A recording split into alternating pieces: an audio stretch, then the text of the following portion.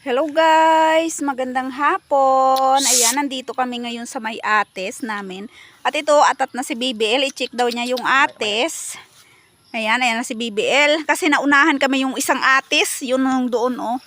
Naunahan kami ng ibon. Kaya ito si BBL. I-check daw ates. Ano na? I-check na? Opo. Ayan. Ay wow, at ito guys, hinog na ang ates at si BBL daw ang magkukuha. Ayan. Ayan, sige na, kuhain mo na. Yan, si Ayusa. Nakatalikod pa. Ay bakit nakatalikod ka? Hindi dyan. Hindi marunong magkuha si BBL. Ayan guys, sige ikuta, yan. Ayusin mo, baka mapisa. Ay, hindi marunong si BBL.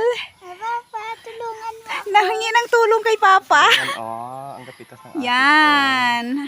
First time kumain ng atis. Naunahan kami yung sa isa.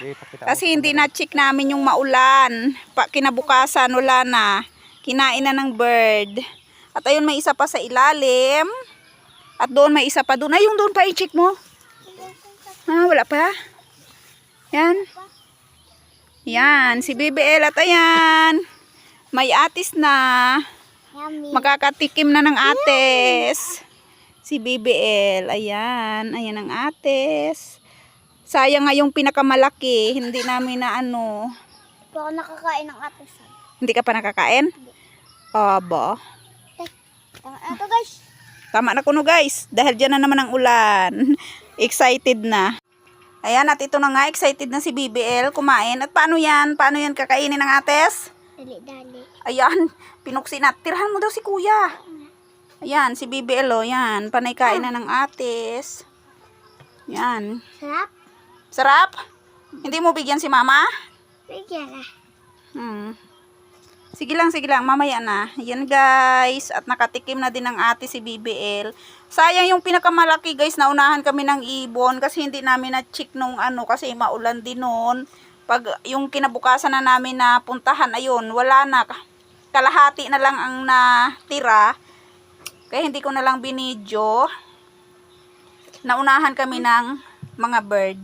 At ayan, si BBL, first time kumain ng atis. Yan. At may dalawa pa doon na hindi pa hinog.